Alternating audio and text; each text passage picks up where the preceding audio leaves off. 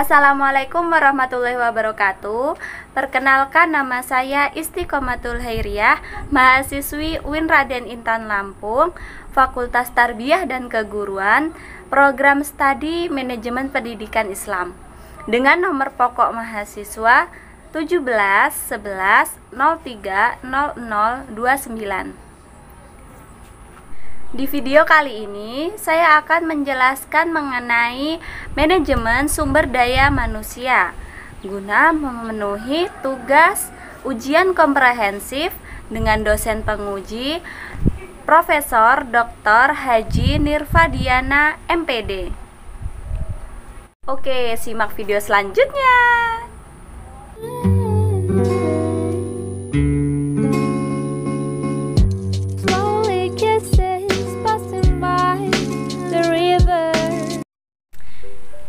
Manajemen sumber daya manusia. Manusia sebagai sumber daya organisasi. Sumber daya manusia atau biasa yang disebut SDM adalah salah satu faktor yang sangat penting, bahkan tidak dapat dilepaskan dari sebuah organisasi, baik itu institusi maupun perusahaan. Pada hakikatnya, sumber daya manusia berupa manusia yang dipekerjakan di sebuah organisasi sebagai penggerak dan pemikir dan perencana untuk mencapai tujuan organisasi itu. Di sini ada mengelola sumber daya manusia. Salah satu aspek yang tidak kalah pentingnya untuk dikelola para wirausahawan adalah sumber manusia atau SDM yang dimilikinya. Manusia atau karyawan yang menjadi motor penggerak kegiatan usaha perlu dikelola secara profesional.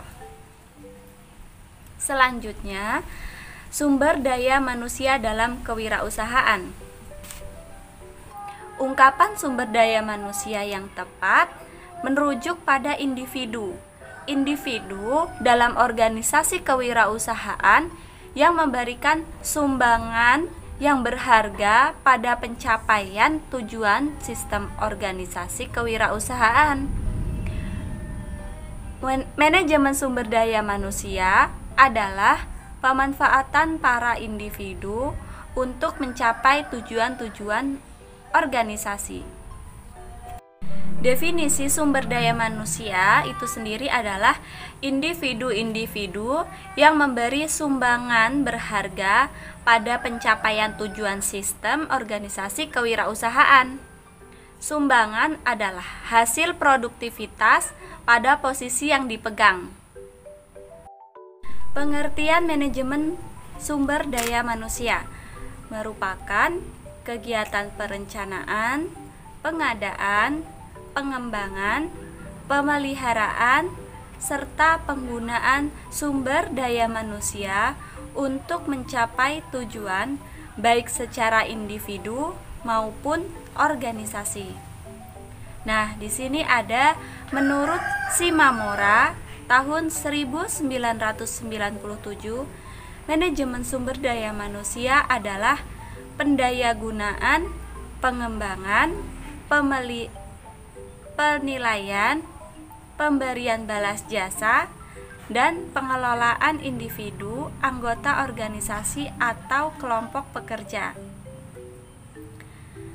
Nah, di sini juga ada yang kedua menurut Umar tahun 1999.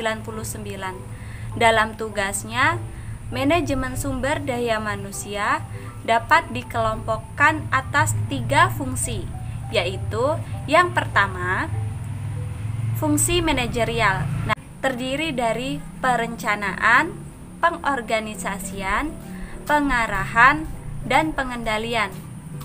Yang kedua, yaitu fungsi operasional, terdiri dari pengadaan, pengembangan, kompensasi, pengintegrasian, pemeliharaan, dan pemutusan hubungan kerja.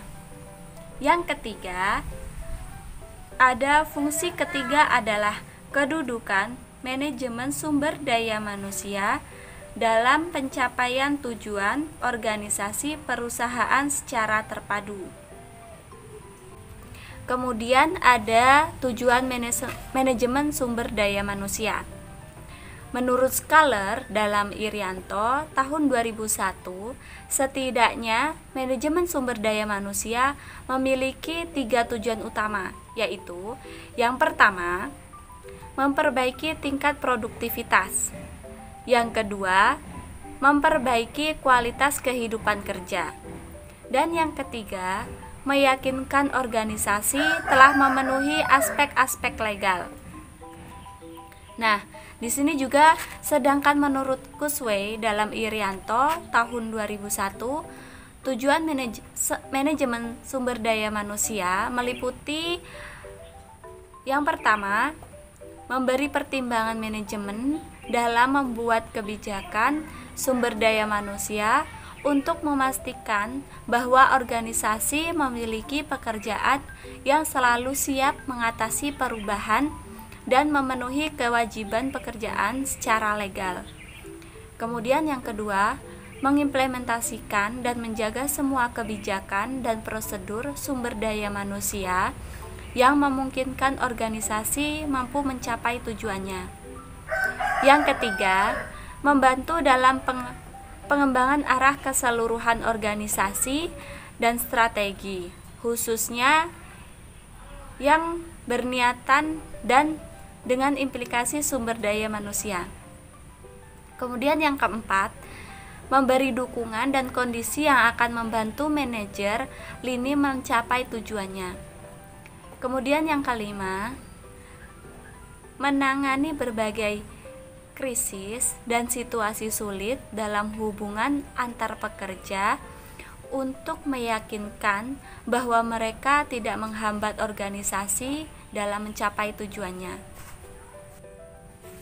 Kemudian yang keenam yaitu menyediakan media komunikasi antara pekerja dan manajemen organisasi. Kemudian yang terakhir atau yang ketujuh yaitu bertindak sebagai pemelihara standar organisasional dan nilai dalam manajemen sumber daya manusia. Nah, di sini ada apa sih perbedaan manajemen sumber daya manusia dengan manajemen personalia? Oke.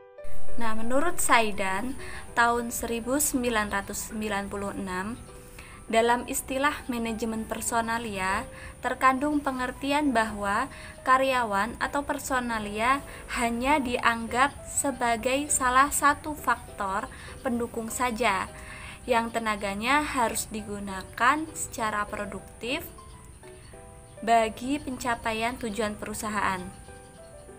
Sedangkan dalam istilah manajemen sumber daya manusia terkandung pengertian bahwa karyawan atau sumber daya manusia yang ada dalam perusahaan merupakan aset atau kekayaan milik yang berharga perusahaan sehingga harus dipelihara dan dipenuhi kebutuhannya dengan baik.